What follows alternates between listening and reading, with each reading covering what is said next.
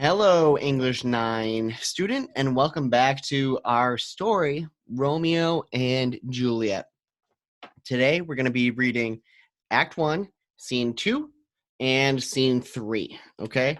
Let's talk a little bit about where we left off first. We've established that there are two families in Verona, Italy. Those families are the Capulets, which is Juliet's family. It's easy to remember because Juliet rhymes with Capulet, and Montagues, which is Romeo's family. Okay. Now, we heard in the prologue that these two families have hated each other. They have an ancient grudge, but Romeo and Juliet are star-crossed lovers. So they are doomed to fall in love and have it not work out, to have it not be successful. Okay. Then in scene 1 of Act 1, we saw that their feud extends to their servants, and that it's been causing a lot of problems in Verona recently. The prince told everyone that if another fight breaks out, he's going to execute whoever is fighting, if they're fighting in public. And we also learned that Romeo is a little bit upset. He's having some sort of love sickness issues because he's in love with someone who is, someone who is not interested in him and instead is actually going to become a nun and stay chaste for the rest of her life. Okay? So that's the scene 1 and prologue recap. Now let's dive into Act 1, Scene 2. Okay. Now here we are. It says, enter Capulet, County Paris, and Peter, a servant. But Montague is bound as well as I, in penalty like, and 'tis not hard, I think, for men so old as we to keep the peace. Of honourable reckoning are you both, and pity 'tis you lived at odds so long. But now, my lord, what say you to my suit? But saying o'er what I have said before, my child is yet a stranger in this world. She hath not seen the change of 14 years. Let 2 more summers wither in their pride, ere we may think her ripe to be a bride. Younger than she are happy mothers made, and too soon marred are those so early made. Earth hath swallowed all my hopes, but she's the hopeful lady of my earth. But woo her, gentle Paris, get her heart. My will to her consent is but a part, and she agreed within her scope of choice lies my consent and fair according voice. This night I hold an old accustomed feast, whereto I have invited many a guest, such as I love, and you among the store. One more, most welcome, makes my number more. And my poor house look to behold this night, earth-treading stars that make dark heaven light.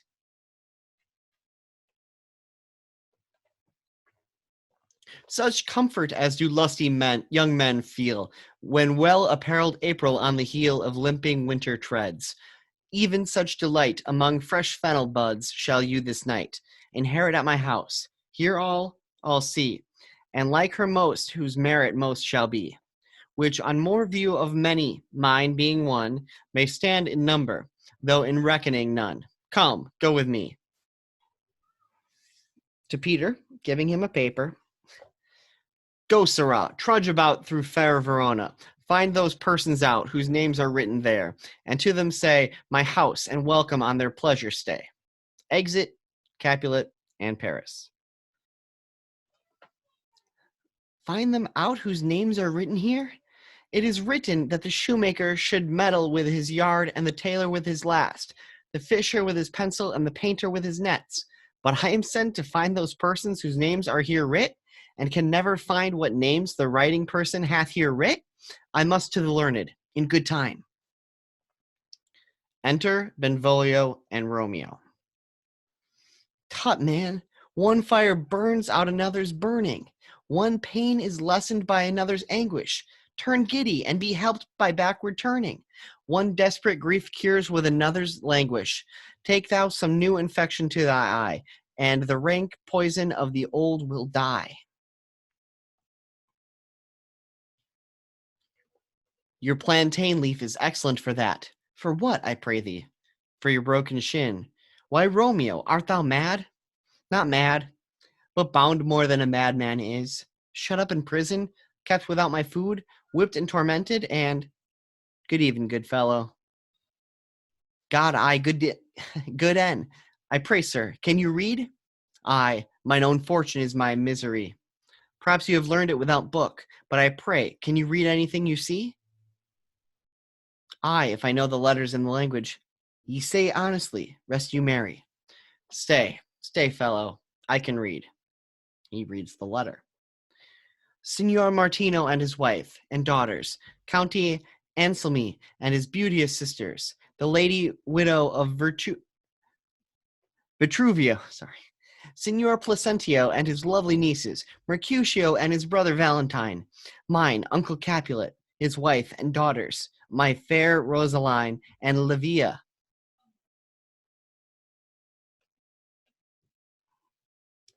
Signor Valentio and his cousin Tybalt, Lucio and lively Helena, in a fair assembly. Whither should they come?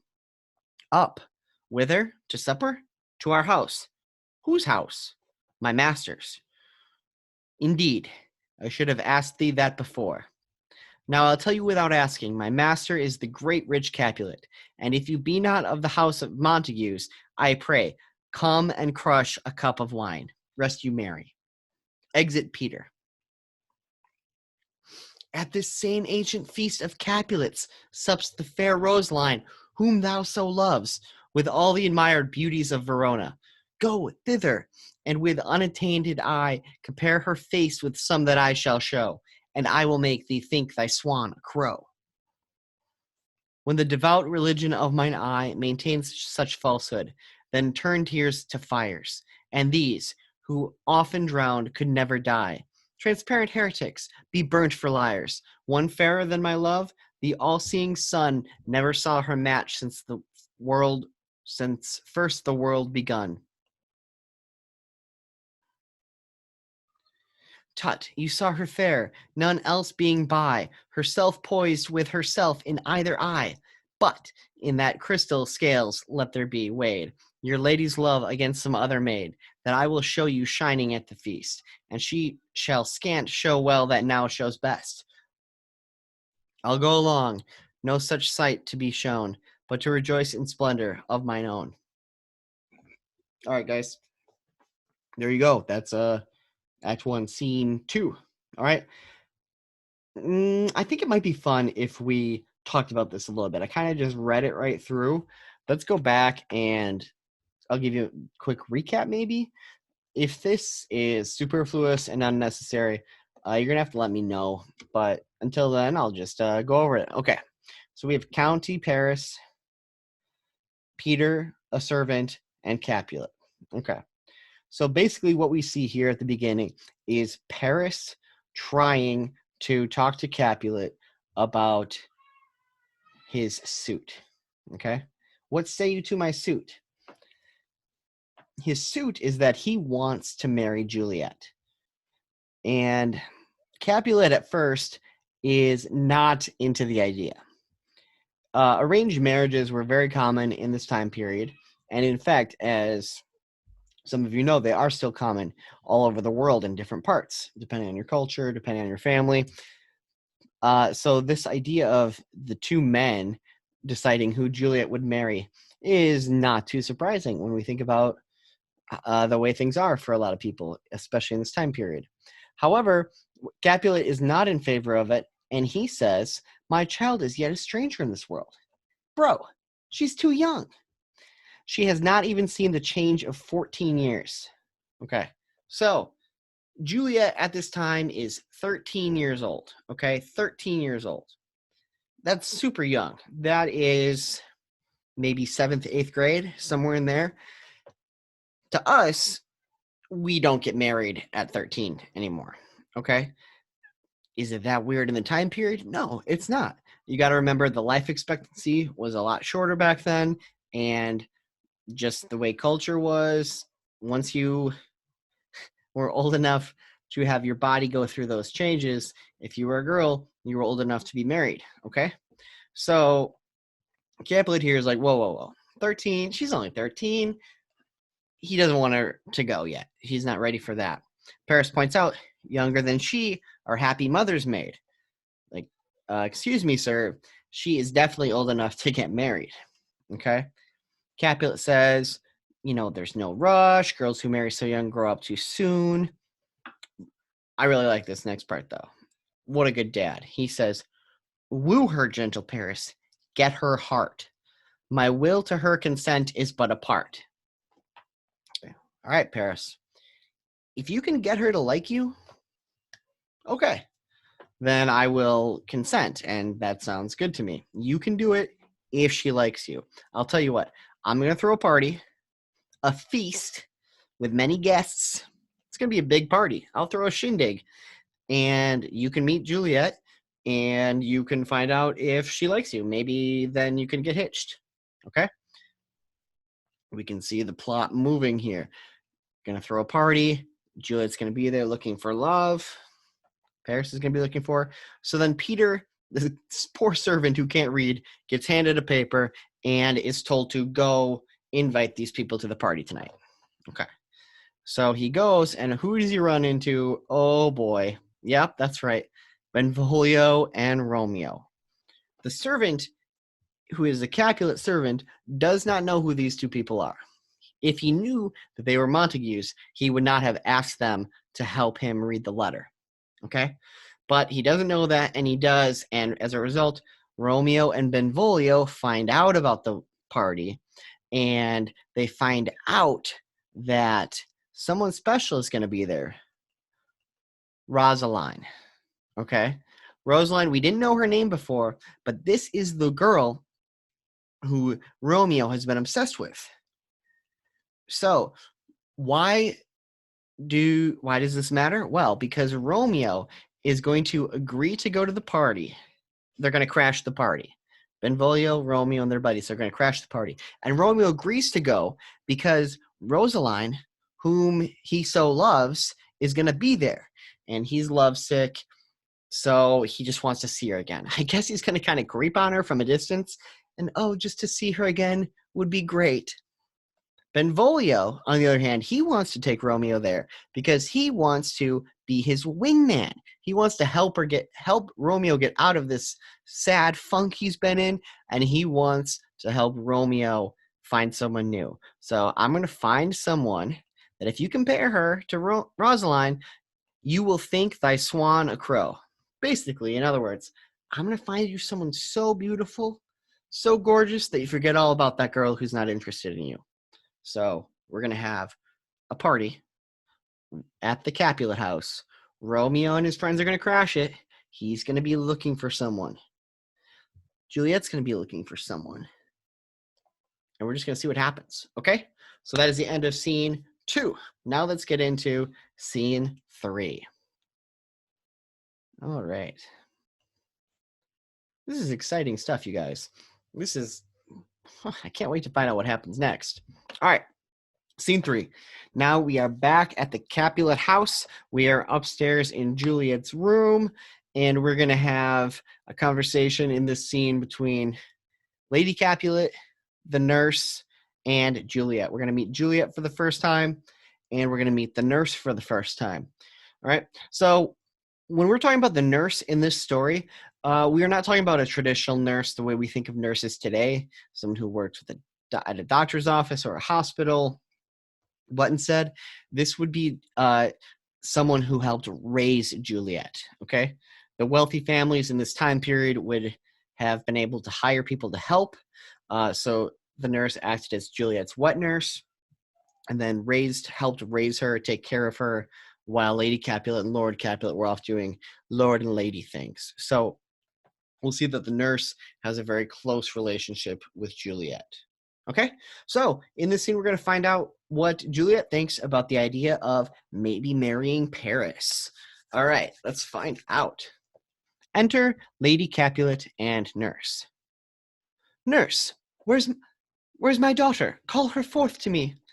Now by my maidenhead at 12-year-old I bade her come. What, lamb? What, ladybird? God forbid, where's this girl? What, Juliet?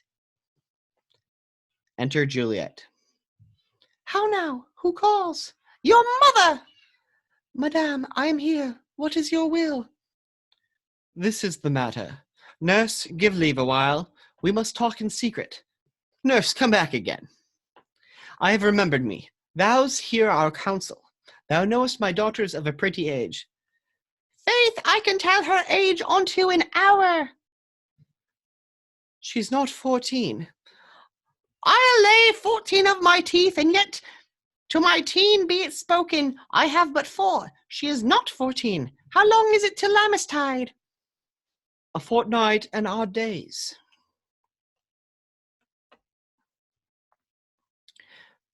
Even or odd of all days of the year, come Lammas Eve at night, shall she be 14. Susan and she, God rest all Christian souls, were of an age. Well, Susan is with God.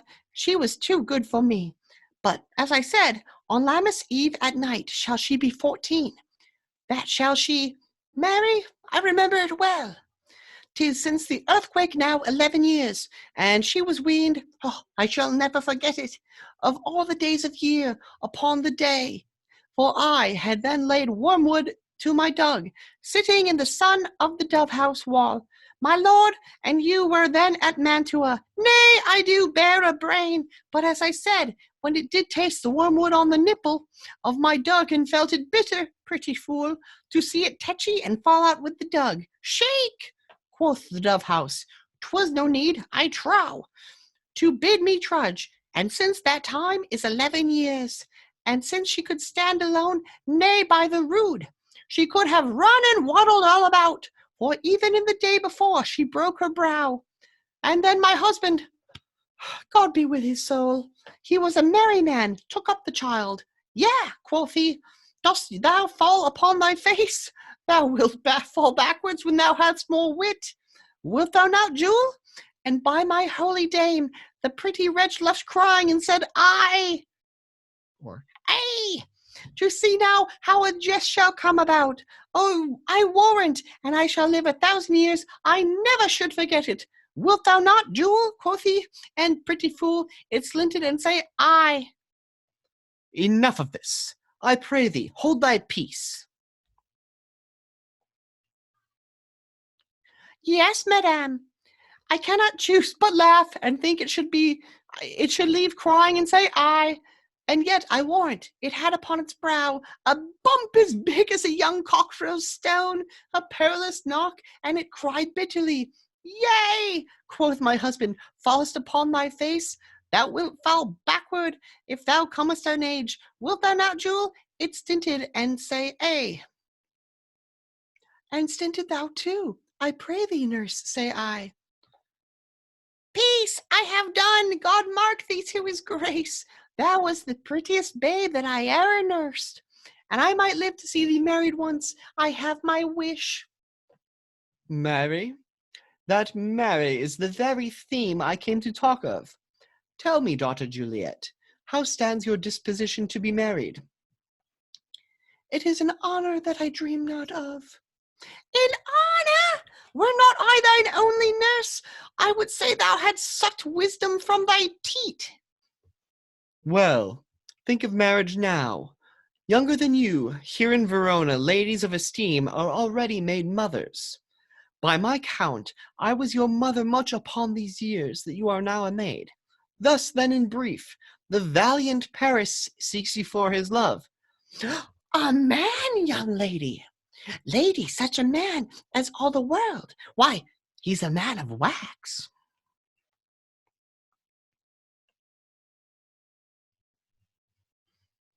Verona's summer hath not such a flower. Nay, he's a flower, in faith, a very flower. What say you? Can you love the gentleman? This night you shall behold him at our feast. Read o'er the volume of young Paris's face, and find delight writ there with beauty's pen. Examine every married lineament, and see how one another lends content, and what obscured in this fair volume lies, find written in the margin of his eyes. This precious book of love, this unbound lover, to beautify him only lacks a cover. The fish lives in the sea, and 'tis much pride, for fair without the fair within to hide. That book in many's eyes doth share the glory, that in gold clasps locks the golden story. So shall you share all that he doth possess, by having him, making yourself no less. No less, nay, bigger. Women grow by men. Speak briefly. Can you talk of Paris? Can you like of Paris, love? I'll look to like, if looking liking move, but no more deep will I endart mine eye, than your consent gives strength to make it fly. Enter Peter.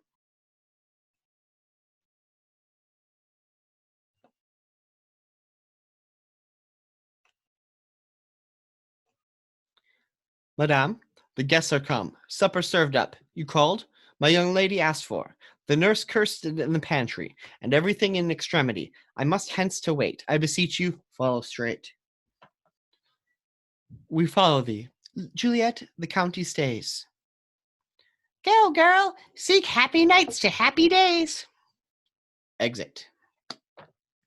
All right, people. Let's talk about scene 3, okay?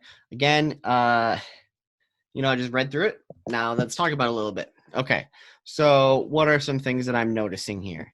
Well, first of all, the nurse is supposed to be kind of a funny character. I kind of did a wacky voice to try to emulate that. You might have found it was quite annoying, or you might have loved it. I don't really know, but in any case, that was kind of why I made that choice. And so Juliet is there, and they're talking, and yep, she's still 13. They're talking about that a little bit. The nurse goes on and on here, okay?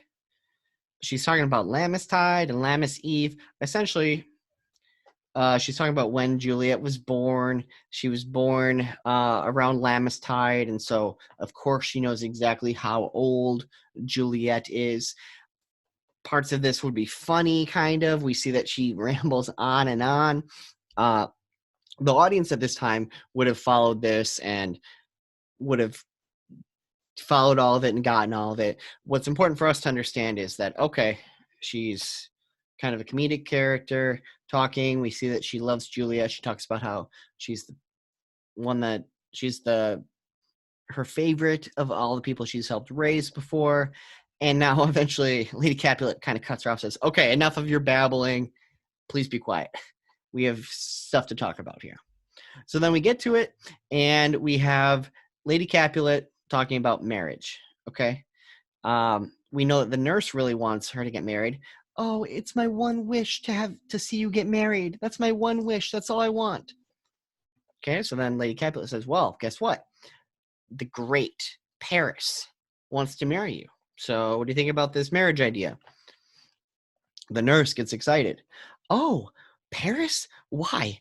He's one of the hottest guys in all the land. He's a man of wax. I love that line.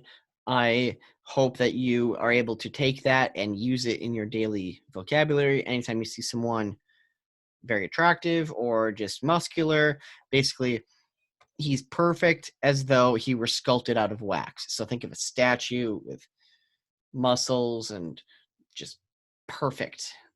Okay, that's what we're supposed to think of Paris. So this really hot guy who is a relative of the prince. So he's got money, he's got power, he's got good looks. He wants to marry Juliet. So the Capulet family views this as an opportunity. If Juliet likes him, then that would be a great marriage. That would be a great setup for their family to be with this awesome guy. Okay, and so Juliet at first says, well, it's not an honor I've dreamt of. Like, I haven't really thought about getting married yet. And then she says, okay, well, guess what? I'll look to like if looking liking move. Okay, translated.